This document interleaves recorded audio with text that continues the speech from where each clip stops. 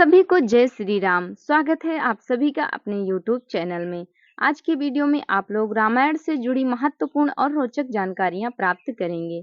इस वीडियो में आप लोग जानेंगे रामायण शुरू करने से पहले क्या बोलते हैं, क्योंकि सभी लोगों को नहीं पता है कि रामायण शुरू करने से पहले क्या बोला जाता है और वे ऐसे ही रामायण पढ़ना शुरू कर देते हैं। तो आज की वीडियो में आप लोग जानेंगे रामायण शुरू करने से पहले क्या बोलते हैं, रामायण का सबूत क्या है, रामायण कितने वर्ष पूर्व हुई थी, सीता लक्ष्मण की जब बहन थी तो भौजाई कैसे हो गई, सीता लंका में कितने दिन रही थी, राम जी लंका में कितने दिन रहकर युद्ध किए थे, रामायण का अंतिम ज्ञान क्या है। अन्य जानकारियां आप लोग इस वीडियो में प्राप्त करेंगे जो कि आप लोग जानते भी नहीं होंगे। वो जानकारी हम आप लोगों को बताएंगे।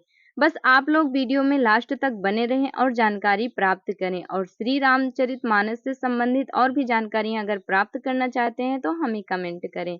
सबसे पहले जानते हैं कि रामायण का सबूत क्या है।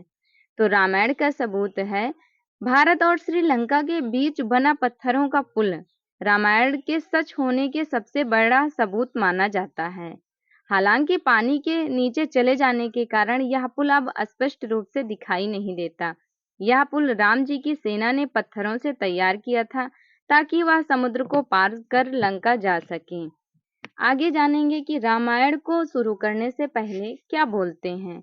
रामायण शुरू करने से पहले श्री राम, जय जय राम जैसे मंत्रों का जाप किया जाता है। साथ ही हनुमान जी और गणेश जी का आवाहन भी किया जाता है रामायण शुरू करने से पहले।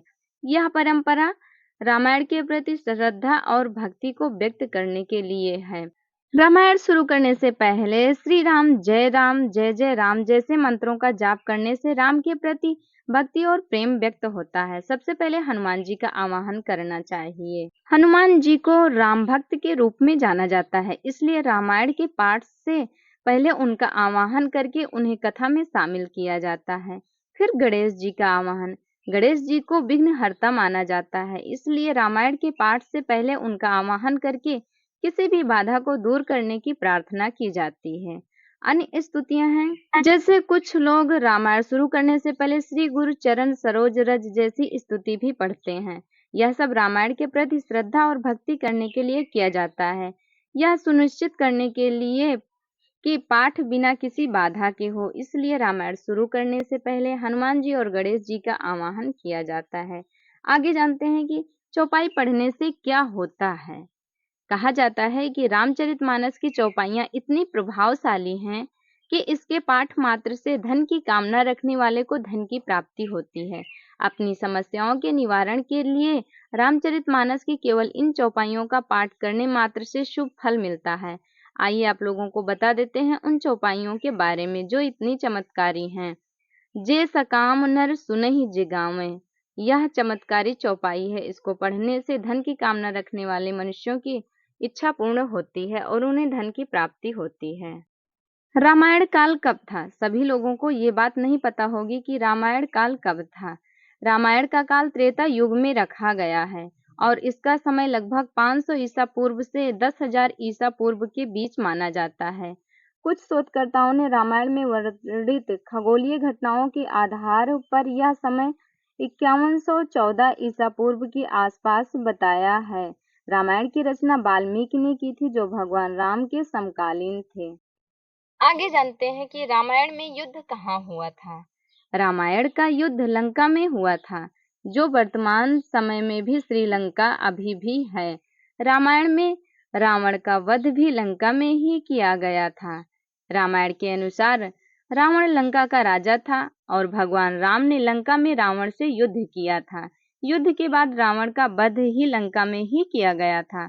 आज भी श्रीलंका में कुछ ऐसे स्थल हैं जिन्हें रामायण से संबंधित माना जाता है, जैसे कि लंका में युद्ध का मैदान और राम सेतु। श्रीलंका में कई ऐसे स्थान भी हैं जहां रामायण से जुड़े धार्मिक और सांस्कृतिक महत्व के स्थल हैं। कुछ लोग श्रीलंका में बेलीमड़ा नामक जगह पर दिवाऊरुम्पाला मंदिर को रामायण काल से संबंधित मानते हैं। तो रामायण का युद्ध लंका में ही हुआ था।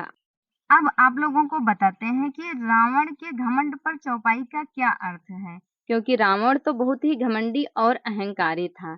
रावण के घमंड पर चौपाई है, अहंकार मद बल बुद्धि सब गए, रावण कंस कौरव न रहे। गुणवान की पहचान उसके कर्म से ही होती है। अहंकार में सब कुछ हार जाता है। इसका मतलब है अभिमान, मद, बल और बुद्धि सब नष्ट हो गए। रावण, कंस और कौरवों का अस्तित्व मिट गया। गुणवान व्यक्ति की पहचान उसके कार्यों से होती है। अभिमान में सब कुछ खो जाता है। यह चौपाई रावण के अहंकार के कारण हुए विनाश को दर्शाती है। रावण ने अपनी शक्तियों और ज्ञान पर इतना घमंड किया कि वह अपने विनाश का कारण बन गया। यह चौपाई हमें सिखाती है कि अहंकार एक बुराई है और इस अहंकार से हमें सदैव दूर रहना चाहिए। आगे जानते हैं राम सेतु कितने साल पुराना है। सभी लोगों को नहीं पता होगा, तो आइए आज की वीडियो में जानते हैं कि राम सेतु कितने साल पुराना है। राम सेतु भारत और श्रीलंका के बीच मौजूद पुल लगभग 7,000 साल पुराना बताया गया है। हालांकि कुछ शोधकर्ताओं का कहना है कि यह 18,000 साल पुराना हो सकता है। सभी की अलग अलग मति है। आगे आइए जानते हैं कि रामायण में कितने दिन युद्ध चला था। रामायण युद्ध लगभग 84 दिनों तक चला था। भगवान राम ने रावण का वध 8 दिनों के युद्ध के बाद 10वीं तिथि को किया था। रामायण में बताया गया है कि युद्ध आश्विन मास की शुक्ल पक्ष की तृतीया तिथि से शुरू होकर 10वीं तिथि को समाप्त हुआ था। इतने दिनों तक रामायण में युद्ध चला था। रामायण कितने वर्ष पूर्व हुई थी? आधुनिक विद्वान इसका रचनाकाल 7वीं से 4वीं शताब्दी ईसा पूर्व मानते हैं। कुछ विद्वान तो इसे 3री शताब्दी ईस्वी तक की रचना मानते हैं। कुछ भारतीय कहते हैं कि यह 600 ईसा पूर्व से पहले लिखा गया था। इसके पीछे का तर्क यह है कि महाभारत बौद्ध धर्म के बारे में मौन है, जबकि उसमें जैन, शैव, पशुपत आदि अन्य परंपराओं का भी वर्णन है। आगे जानते हैं कि सीता जी लंका में कितने दिनों तक रही थी। माता सीता रावण की लंका में 435 दिन तक रही थी। रामायण के अनुसार सीता माता को लंका में रावण ने कैद कर लिया था। रावण चुराकर अपनी लंका में ले जाकर कैद कर लिया था और वे वहां 435 दिनों तक रही थी। यानी कि सीता माता लंका में 435 दिन तक थी। रावण से पहले लंका में कौन रहता था? आइए जानते हैं कि रावण से पहले लंका का राजा कौन था और कौन रहता था। लंका नगरी पर पहले राजा कुबेर का शासन था, लेकिन ऋषि विश्रवा की दूसरी पत्नी कैकसी के पुत्रों ने कुबेर को राजा मानने से मना कर दिया और आपस में लंका नगरी के लिए लड़ने लगे।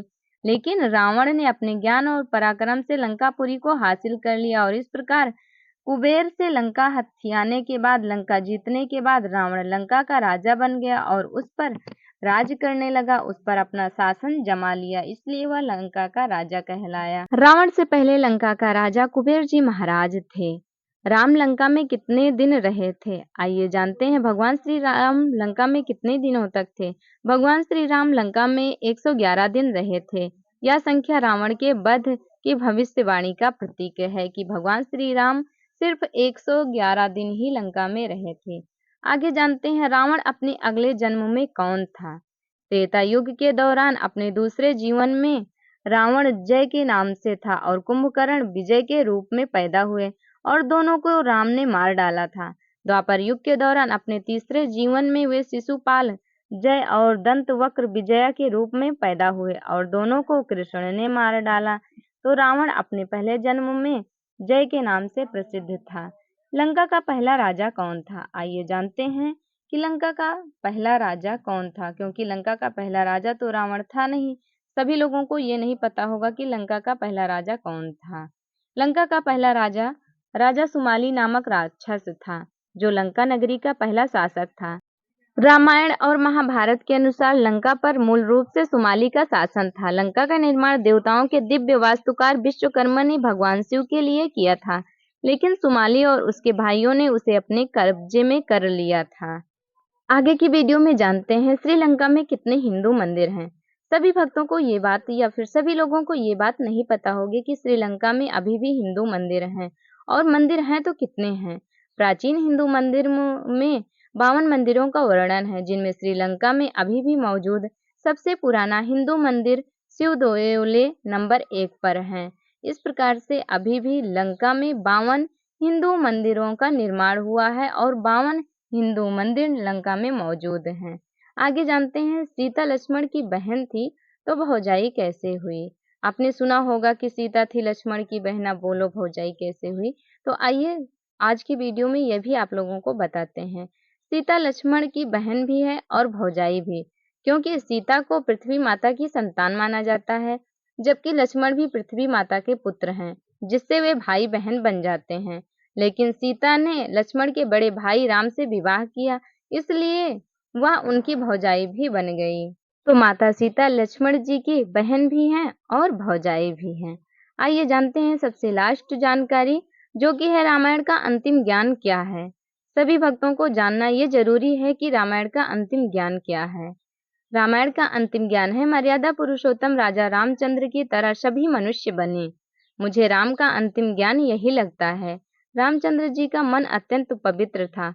मानसिक शक्ति अत्यधिक होने के कारण कठिन परिस्थितियों में उनके सारे निर्णय में निष्काम भावना थी और भगवान श्री राम मर्यादा पुरुषोत्तम थे। इसलिए हमें अपनी मर्यादाओं का पालन करते हुए भगवान श्री राम के चले हुए रास्ते पर चलना चाहिए, जिससे हमारा भी जीवन धन्य हो जाए। तो रामायण का अंतिम ज्ञान यही है।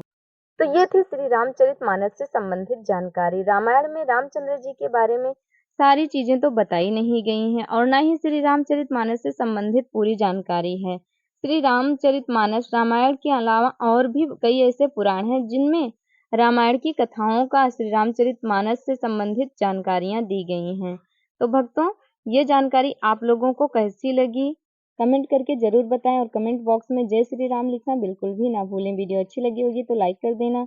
यदि आप चैनल पर नए हो तो सब्सक्राइब कर लेना। हमारे साथ जुड़े रहने के लिए धन्यवाद। भगवान प्रभु श्री राम की कृपा सभी भक्तों पर बनी रहे, उनकी कृपा दृष्टि ऐसे ही बरसती रहे सभी पर। हमारे साथ प्रेम से बोलिए जय राम जय राम जय जय राम जय जय राम जय श्री राम।